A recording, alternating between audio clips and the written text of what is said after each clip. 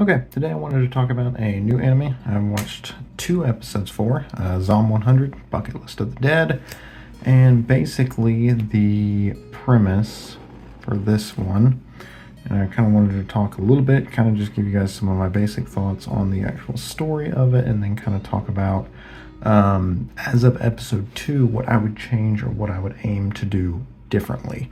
Because I think it's good and it's got a good angle to work from, but I think it makes some mistakes, and I guess I'll talk about it from there.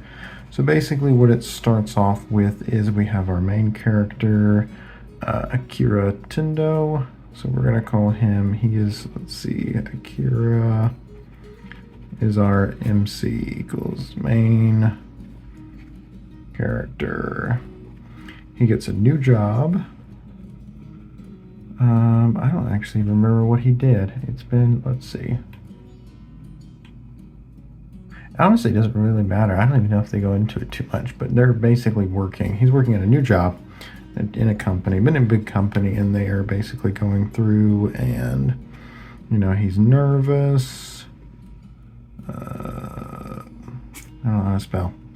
He's nervous, and he's trying to adjust. And actually, whoops, my bad. Pre-show is before this. We have, I guess, what you call whatever sets the tone. So sets the tone is guy running from zombies.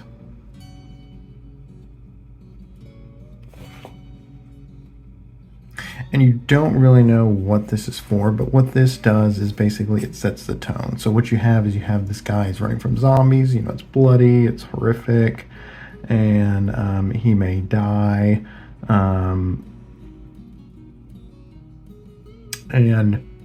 so what it does is it gives you the audience time to prepare basically for it. So what happens is they are able to win when the bucket falls apart, when everything starts going bad or, going horrible, basically. In this case, of course, when suddenly zombies, it makes the jump a little bit less. So when you have the main character plot, it's kind of like this, and then suddenly zombies, it's a little bit less of a jump and a fall and a change of scene, change of story for the audience when it actually happens. Because again, you're building this up now. He gets a new job in light of the zombie attack.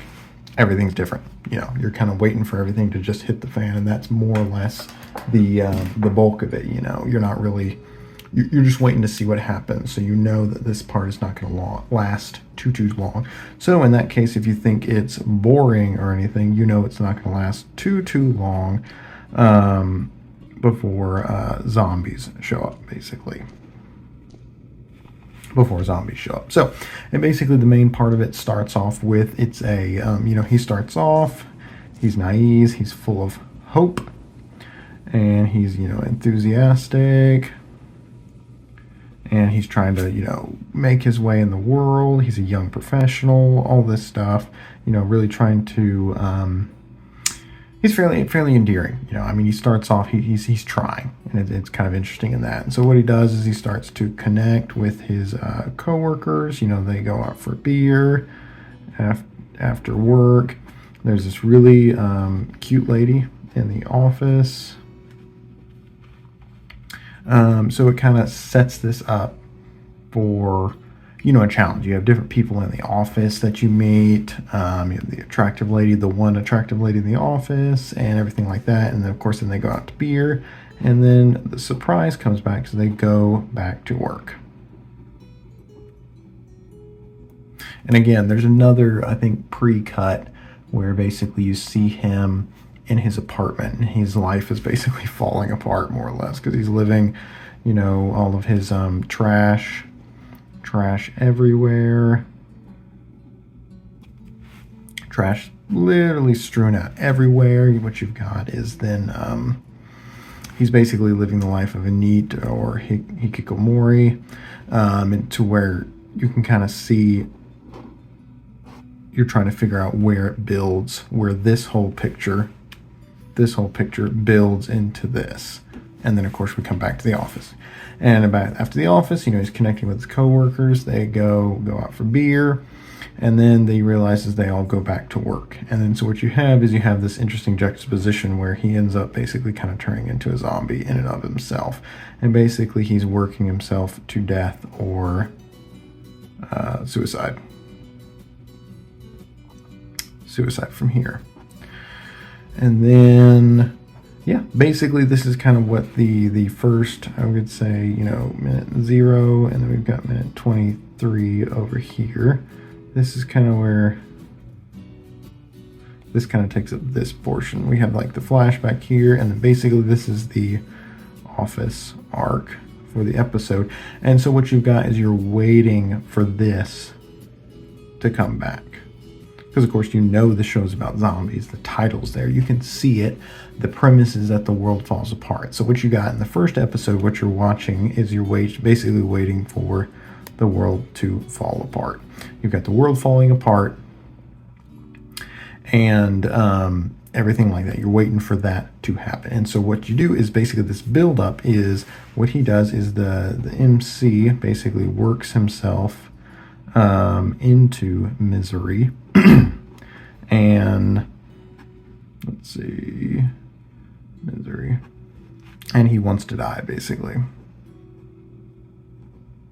You know, the stress, basically what he's living with is unbelievable amounts of stress, anxiety, the office, the office, I don't know, politics or daggers. You know, the attractive lady, the cute lady up here is dating the slob boss, or who knows why. And even the dating aspect was a little bit sketchy. Like it was pretty creepy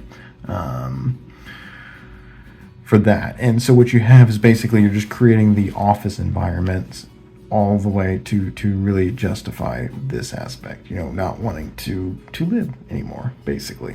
And this is all building up to the point, and that what you're trying to do is you're kind of trying to prime for what the story ultimately goes, and it goes for the payoff is that once the world ends, and then of course that leads to zombies. The MC, our main character, is happy. He's excited. He's thrilled. Because what it means is he no longer has to work.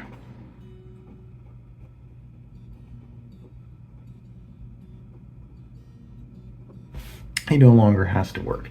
And it's a good premise. I think it is a good premise, because basically what it does is it does a few things. It flips the whole zombie thing on its head. It really embraces the whole realistic reason, the real reason people like zombie movies is for the breakdown of society aspect. The zombies are more or less secondary, in my opinion. So this, and then 2 zombies. Because basically, literally everything interesting comes from here. You know, if you can watch all 100 seasons of The Walking Dead, you'll learn very quickly that the zombies are the most boring thing about it. And everything is just more or less about the people. And the zombies eventually start playing kind of more like a MacGuffin just to make stuff happen from there. So this is what you've got from there. So basically he's thrilled. He no longer has to work. He's free. And this is a good aspect of it. He is free. Because it's nice to watch a main character who's a bit more, you know, dynamic. You know, he's kind of working for his own destiny. He's not a wuss, you know, any and all that. Is really nice to kind of see that come through and to see that play out, to where you don't really have to worry about the main character and see if they're going to fall apart. You know, they're not, you know, right now the main character is all that's carrying this story. Because there's not a whole lot else that we can watch about. You know, Naruto has some more stuff other than just Naruto very quickly. But basically, this is where all the eggs are in baskets. So if you're writing this story, you want to make the MC, our main character, endearing, or make the audience attach themselves to the MC. You want them to do that so they can continue on to the next episode. Because again, your first episode's job is to get them to the second episode. Second episode's job is to get them to the third episode, and so forth from there. So there we go. And then kind of back to here. So what we've got is we've got the fall down of the world. And then let me see. What he does is he decides, because he's free, he's going to try and live without regret. So let's go up here. I'm running out of page room. So he's trying to do no regrets. So he goes to the cute lady's house to confess his attraction to her, because literally she was the only thing that was kind of keeping him going. But both of these are now suddenly zombies. So this isn't going to work. But basically, he realizes that now he is free. He's free from everything. And so basically what we've got is the episode kind of ends where there's this kind of blank slate sort of aspect. And this is good. This is a good place to start. Because basically what you have is you have the breakdown of the society, and you have a main character who's doing something interesting. And that what by that means, the interesting aspect is that he's excited about the breakdown of society, which is the exact same, this is super double check mark, basically. He's super pumped about this, which is different from what most people, it's a horror. And again, this is a comedy horror. So you have this combination where it's kind of going back and forth from basically all of this, death, and he's free. And this is kind of the comedy horror aspect that you can really play it off of and kind of see how it develops. And it's a good idea. It's a good idea. So we've got this, and then this kind of leads into episode 2. And episode 2, more or less, is the main character. He's doing great, and he's doing happy. He's doing great. He's very happy.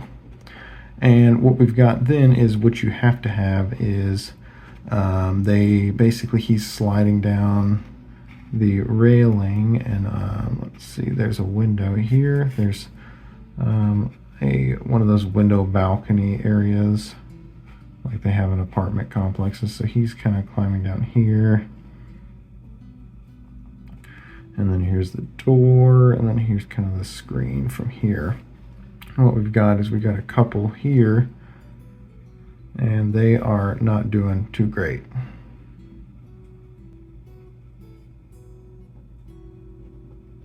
They're not doing too great. So basically their marriage and their life is falling apart. And what you have is you get to have this combination of contrast, where you have basically in terms of the world, you have weak characters, and then you have a strong character. And it's interesting because the main character, NPCs, we'll just call them the NPCs, and our main character is one of the strong characters, which is it's different. It's not too common for this to happen, but again, main character is what we've got, because what we've got is a world full of horror. Basically, this is not like Harry Potter has a world of magic. Everyone can do magic. Dragon Ball Z has a world full of muscle magic, basically. Magic where you can train and become stronger. Same for Naruto. Basically, the world is a what you could call a positive world. So it basically has stuff that other people would want if they weren't, even if the main character wasn't enjoying it. This is something that the audience would like.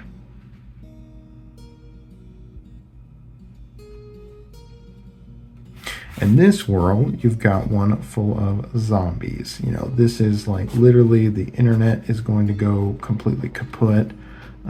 Everything's starting to fall apart to where you have a world, something that's not desirable. You're not going to be envious of living with flesh-eating, brain-eating zombies, basically,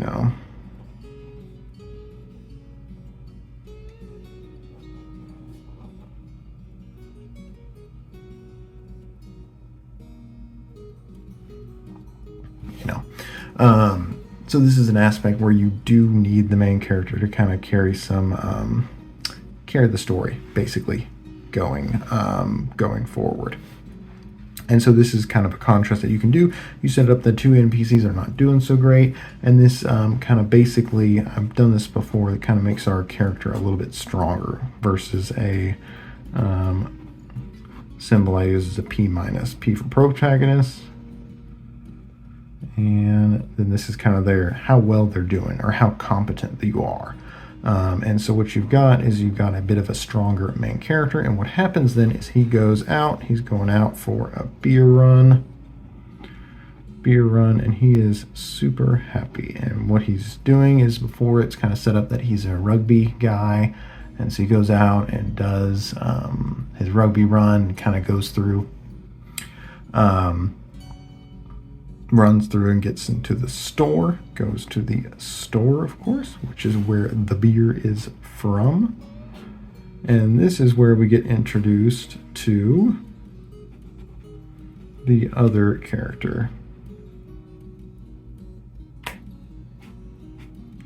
And this is the part where it kind of changes things up a little bit, because what you've got is the other character is a young lady, and she's kind of the opposite of him. While he is carefree, joyful, and not planning, she is the exact opposite. We learn from her that she's got a camera set up with a bicycle. Let's see. I don't know how to draw a bike anymore. This is the camera. It's watching the front, and the front. Oops, my camera was over there. It's got a camera watching the front of the store to kind of watch her back. So you can see that she's planning. No muss, no fuss, no joy. 100% efficiency. She's not, this carefree character. So what you've got is a real contrast. And the problem is that I have, the main problem with episode 2 that I have is it really kind of denigrates the main character, because basically what you've got is the main character is right here, and he used to be seen as pretty, we've just compared him to the weak characters, so we're building him up as an interesting character because we want to see what somebody would do if they love living in a zombie apocalypse. That's what's kind of pulling you forward, and you want to see what the character is going to do, and you don't want to see it if the character is going to be a weak wuss. This kind of he's not telling that story, so he can't do that. You can, in other stories and other shows and everything, you can do a story where it's where the characters are scared and everything, but this is that's not what he set this up, so it's not going to work at all. So what you've got is the MC here, and then you've got the girl, what's her name, Shizuka. I don't think we've actually even been introduced at this point. Here you have this comparison that basically is going on, because again, this is the capability or power or advantage, anything you want to do, and the story sets this metric. So what happens is basically zombies come into the store, and she causes, basically kind of predicts, a giant van driving in, and it ends up smashing the zombies in, and kind of she gets this really cool, like, badass moment where she, kind of has this super predictive capabilities. And then from there, what you have is she saves his life. She saves it. So, she does the saving. Saves his life. And then she leaves. And then they go their separate ways. And this is kind of the part where I started to lose interest a little bit. It started slowing down, because it's one of those things where it's like the idea, the log line is MC, who is happy about the zombie apocalypse. And I was really sold on the idea that this was a dynamic and interesting main character, and what you've done is basically just completely spat all over him. You know, you've proved that he's an idiot, he doesn't think things through. All of this is in comparison. The reason why it comes out is because it is completely in comparison to this girl. And so then what you have is the main character then goes back. As far as plot line, he comes back. These people are, you know, presumably dead. I don't know if it's 100% confirmed or not, so I don't know if they'll come back at some point, but it's dead. So it kind of reiterates this, you know, somber, kind of going back and forth between somber versus comedy that it is. And it's pretty good balance. So far he's doing pretty good. From there, and then what you have is you get a point of view shift. And you get this shift to the girl, and it kind of shows a flashback leading up to this point, up to her meeting the main character. And the main point is her debating to eat a sweet. Oops. And then it kind of goes over the whole scene in the store where she predicts it, kind of shows this. And so this is kind of the part that I had the most issue with, where, one, again, I've talked about this, I don't like this basically trying to put down, by contrast, our main character, because what you're trying to do is basically trying to make her as cool as possible so that it's understandable when the main character becomes, shall we say, interested in her. You know, for the romance aspect. I mean, they're a young man and young woman trapped in a zombie apocalypse. We kind of understand. And then the idea is that this is romantic or sexual tension that's going to kind of help carry the story forward. Problem is I don't know if I like her yet. I don't know if I'm invested in the invested in their relationship at all. And so what you've got, the problem is the girl kind of comes across more of as a not quite a Mary Sue, but she's perfect. And it's just not interesting. Perfect equals boring. Because then the other problem that you have characters doing is they have, you know, they'll have some super perfect girl who likes, you guessed it, the perfectly average guy. And it's just this story sucks. And this story kind of sucks. The guy's got to have something for him. This is kind of something out of a porn story, basically, you know. We just happen to like you because you're the main character, and, you know, that's what happens. And that doesn't work for a story. This doesn't work for a story at all. So what I was kind of thinking through was like, okay, so I really don't like this. Is it just because I personally prefer more dynamic and stronger main characters? So I don't like it when the main character is kind of put down, basically, in this aspect. Because what you could do, what I would aim for, is kind of more of a even one, where they kind of have their own respective abilities or kind of ways of approaching that. His way is just as good, but it works for him versus somebody else for someone else. And that's what I kind of liked, is I thought, okay, what if you did this POV, point of view shift, but basically where it happens is, you know, the main character's in his apartment and he's scaling down the wall, and this is when he runs into, you know, this other couple who rip, probably dead. And he's going out, he's going on the beer run, and then he leaves, and then point of view shift. And then this is all told from the girl's perspective. So what you have is you have this no joy, 100% efficiency, no muss, no fuss. She shows up, he shows up in the store, and then they meet for the first time. And then you also don't have this awkward point where you get to replay the same scenario twice from two different points of view. You know, do not vantage point me. I didn't care for that movie. It was an interesting idea, but it just wasn't that great of a movie. So you don't have to see the whole scene twice on the second episode. You don't want to have flashbacks or like have 3 to 5 minutes of your show that's kind of a repeat basically, or building up towards the same point. It's not really that great, especially not in episode 2. Episode 2 needs to pull you into episode 3. So maybe episode 20 you can have that, but this doesn't work so far. But you have the POV shift, so this will be the guy or our main character, and this will be the girl. And then the encounter at the store happens here, shall we say, and maybe she saves him, maybe she doesn't. But basically what you can do is you can have her have this contrast, so where you immediately see she's debating to eat a sweet. She doesn't know how to have fun. There's no fun.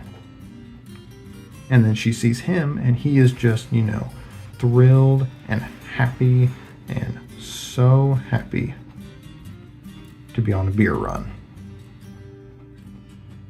You know, just beer, the thought of beer makes him so happy. And then basically what you can do is then you can, instead of this becoming, you know, like this, where it's kind of denigrating him because he's not like her, what you have is a much more even playing field where she can kind of envy or be curious about some of the aspects of him, and then he can also appreciate her. They complement. You know, it's much more of a complementary. I'm not going to spell that out. I'm too lazy. That much of a complementary sort of deal. And I think it works a lot better. It goes forward. It kind of works with the everything that the audience is going for, and I think it would pay off a lot more. So that would be my change to the story. It's interesting. I think I will probably continue on to episode 3 at some point, but I just kind of want to get my thoughts out and kind of what I would change regarding this, because obviously this is going to be the tension, the romantic tension is going to play it up, and I really just don't care for stories when the main character has nothing good and is constantly kind of denigrated in favor of the female partner, where it's this idea of, oh, he can't do anything, she's awesome and she can do that, she can do everything. It just means ask me the question of why on earth is she with him, and it basically becomes like a charity case. You know, romances should not be charities. If it is, then it sucks and it's not going to work. So but yeah, I think I'll probably watch some more. It'd be interesting to see where it goes. So I hope you guys enjoyed this, and I will see you in the next one.